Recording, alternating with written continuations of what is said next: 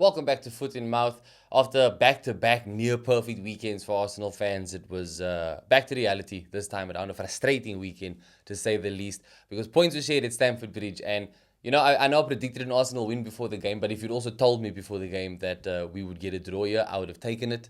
But in the context of things, being that we were playing against 10 men, yeah, it's 2 points dropped. It's a big opportunity, absolutely wasted. And Chelsea have a lot to be proud of. I think at the end of the day, Chelsea probably deserved a win from this game, even with 10 men, which sucks to say, but that was the worst performance by Arsenal this season. But yeah, credit to Chelsea. A lot more credit to Chelsea than criticism to Arsenal. Enzo Maresca got it bang on in the build-up. A lot of people were giving him credit for always getting it right in the big games. I wasn't convinced. Maybe I should have been after the Club World Cup final, after the Conference League final, but I wasn't. I genuinely thought that Arsenal were going to have a fairly comfortable game here. But that was not the case. Reece James, captain for Chelsea, put in a absolute man of the match performance. This guy was flawless, playing in midfield of all positions. Just said, no Caicedo, no problem. Caicedo got a very early red card, which is another reason why Arsenal had pretty much no excuse, in my opinion, to not get a win here. They had ample time to score 2 goals, but it was Chelsea that stayed on the front foot, and Arsenal didn't make nearly enough of the chances that they created, the few chances that they created. And when they did, then Robert Sanchez all of a sudden had, why is that guy having such a good season all of a sudden? I thought that Chelsea's season was finished before it had even begun, just because of the fact they didn't get a new goalkeeper. But all of a sudden, Robert Sanchez looks very decent. And yeah, it was another good game for him as well. I think overall it was a really good derby. Lots of fouls. Yeah, lots of fouls, lots of yellow cards. Kukureya was playing on a yellow card for most of that game, so he also did well to not get sent off, like I said. But look, on the red card, let's just start there.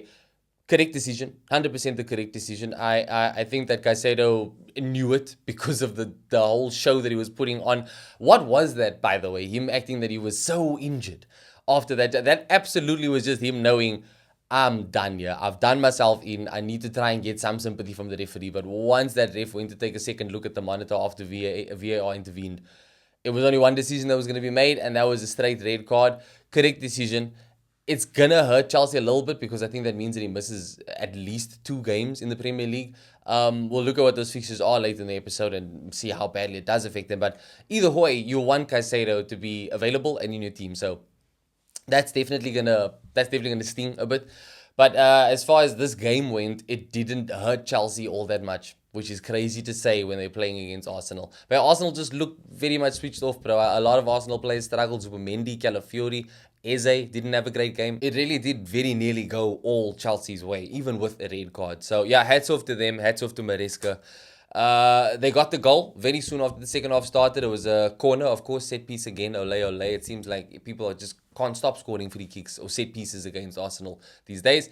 And yeah, it was a good corner by Reece James. It was also a nice header by Trevor Chalobah. But this is where I feel maybe I'm just being a little bit like optimistic here, but I feel like if Gabriel and or Saliba are on the pitch, that goal's not scored. Just in terms of how both of those centre backs can orchestrate our defense when it comes to set pieces. Neither were available here. Gabriel out with a long-term injury. William Saliba out with a surprise injury. Mikel Arteta saying the day before the game he felt something, so they didn't want to chance him in this game, which meant we would get the first look at a brand new centre-back partnership of Piero Hincapié and Mosquera. And while I do think that they finished strong, they didn't start very well. I wasn't very confident after the opening few minutes when Chelsea were just throwing everything at Arsenal. But yeah, I think in those opening stages of the game, they were having to find their feet, as you'd expect. Brand new partnership, they never played together in that position before. But when it came to Chelsea's goal also, I low-key felt that Mosquera could have done a little bit better. But I guess maybe I'm being a little bit harsh. I got to give more credit to the delivery of the corner and also the quality of the header. It was a very good goal. And then yeah, I think they finished after that. They really came into their own. They grew into their own, and they didn't really do anything that made me concerned. Like if I see those two lined up again in future, I doubt I'm going to be nervous because they're not going to play at Stamford Bridge again together. So I think that counts for something. And it had to happen at some point. This is why Arsenal invested so much money in squad depth. And again, I'm glad that the squad depth is paying off. I think that was a tough game for any centre-backs that would have been in the game for Arsenal. So, yeah, credit to them. Arsenal eventually got back into the game through a Mikel Merino goal. Who else? It had to be Mikel Merino. It was a beautiful cross by Bukayo Saka, and also a very good header by Mikel Merino. And it was deserved at the time. I just think that come 90 minutes, Chelsea were, if there was going to be a winner in this game, the deserved one would have been Chelsea. So I guess I can't be too mad at a 1-1 here. I would have taken the draw before kickoff. It's just because of the context that we were playing against 10 men. So I am frustrated. It was at least good to see some players returning. Victor Gyökeres, Gabriel Jesus back on the bench. Martin Odegaard got some more minutes as well. We got to see a midfield of Declan Rice, Martin Odegaard, and Eberechi Eze for the first time. And I think that this is the midfield that we all, as Arsenal fans, felt would be the one to break down low blocks. Didn't seem nearly as effective as I had hoped in this game. And again, we're not always going to be playing up against a Chelsea low block at Stamford Bridge. But to be fair, I think the big surprise for me is the fact that Chelsea never ever really, until the late stages of the game, looked like they were doing anything defensive. But like they were very much on the front foot. It was a very good performance. I can't stop giving them credit for it, which I'm trying to do. But yeah, I think that midfield trio, it was nice to finally see them all together. I think that they'll look better when they play again in future, but in this game, didn't have the desired effect. I do appreciate that Mikel Arteta tried to find a winner here. He did make forward-thinking substitutions, which we don't always see from him. But yeah, it just wasn't meant to be. It wasn't our day, and I think that we were, at the end of it, we were quite lucky to get a point here. So I shouldn't have too many complaints. But yeah, I think Chelsea, it keeps them in the title race. It keeps them 6 points behind Arsenal. And it also does mean that Arsenal are still unbeaten at Stamford Bridge in a long time. It's been 7 games now, since 2018. Since Chelsea last beat us at Stamford Bridge. Been a handful of wins there, been mostly draws, but it's a good record to have. And I do have every bit of confidence that when they come to the Emirates, we will take them. But let me know what you thought of the game. If you did watch it, it was a big one, so I wouldn't be surprised if people have a lot of varying opinions here. But let me know what you thought of the game. Next up for Chelsea tomorrow night, it's away at Atalanta, which is going to be another test for them, especially considering the run of games they are coming off the back of. But at least Caicedo is available for this one, so not too much of a selection headache there for Maresca. For Arsenal on Wednesday, they're away at Club Brugge, and I think that one can be very tricky too. But it's probably going to be a very good opportunity for Odegaard to maybe get a start again, Jesus, Gyökeres to get into the team. We will get into Champions League predictions in full tomorrow. But for now, let me know your thoughts on this London derby. Were you happy with the result? Do you think it was a fair result? Who do you think came out looking better? And onto those 2 games quickly that Caicedo could miss for Chelsea. It's Leeds away and then it's Bournemouth away. So Leeds away, maybe we can say Chelsea will probably get by quite fine. I think Leeds are already relegated at this moment. The rest of the season is just a formality. And then Bournemouth away, that could be tricky. Although Bournemouth do look like they've lost a little bit of their mojo. So Chelsea may be a little bit in luck with the games that Caicedo's going to miss. And at the very least, he's just going to come back 100% fit, fresh, and ready to kick on for the rest of the season. But let me know how you think that his suspension is going to affect Chelsea in those games. One of the biggest wins of the weekend, in my opinion, Manchester United beating Crystal Palace 2-1. I predicted a Palace win here. I predicted a relatively comfortable Palace win 3-1. It started out looking like it was going to be that way because Palace did take a lead through an early penalty. Jean-Philippe Mateta had to take the penalty twice, scored it twice, and they looked good value for the lead. Until they didn't, bro. And Man United scored 2 really good goals. Joshua Zirkzee goal in particular, I was thoroughly impressed, bro. From that angle, I was like, this guy is mad to even attempt it. I thought that it had taken a ricochet off of someone to go in, but no, it was a clean strike. It was a really good goal. And then, yeah, the second goal was from Mason Mount. Also a really good goal from a set piece. Nice smart play from Bruno Fernandes and Mason Mount to get the goal. Bruno Fernandes, 2 assists in this game. So that's really good for him. Jean-Philippe Mateta will at least be happy he got the goal. But Oliver Glasner is going to be frustrated that it's the 3rd loss for them of the season. But I think what's concerning is that all 3 defeats of their season so far have come after playing midweek in the Conference League. So they are struggling to balance between European football and Premier League football. So he's going to need to figure that out ASAP. But maybe this is motivation enough to get reinforcements in January. Either way, he's going to be very disappointed. Crystal Palace have had such a good record at home in the Premier League this season. And for that to come to an end against Manchester United, it's going to sting. But yeah, massive win for Man United. It's a performance that they needed. It's a result that they needed, 100%.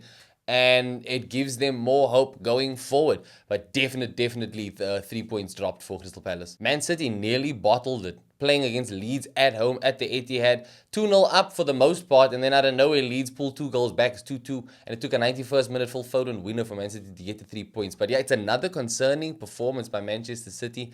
Just when people start to count them in, they insist on taking themselves out just a little bit. But that being said, they are up in second again, 5 points behind Arsenal. So they are in it. It's just performance-wise, not fantastic. And another quiet day at the office for Erling Haaland.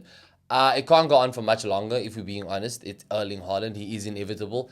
But yeah, the last few games hasn't really been all fun and games for him.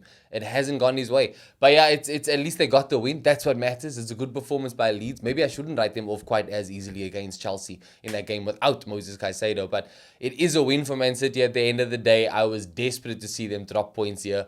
But it wasn't meant to be. It keeps them in the conversation, keeps them in the title race, but definitely a lot of work needed there still. Liverpool finally got back to winning ways against West Ham, and yeah, West Ham are terrible. We know this, but you have to beat who's in front of you, and they duly delivered. And not only that, but Alexander Isak finally got a goal in the Premier League for them, which was a long time coming. I was hoping that VAR were going to call it offside, but no, it was a clean goal, a legal goal. It counted, and Alexander Isak is off the mark for Liverpool in the Premier League now. Still got to wait a little while for Florian Wirtz to return to get to the same point, but I think that this is huge for Isak. It didn't look like it was meant to be. West Ham's goalkeeper Areola was making some crazy saves in the game. It looked like he was doing everything he could to deny Isak specifically. But yeah, he got his goal in the end. It was a nice goal, must be said.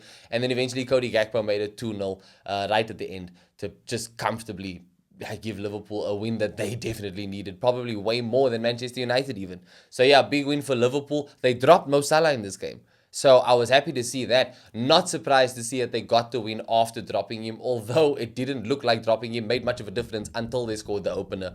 But yeah, it is a win. That's what matters. This is something Liverpool can build on.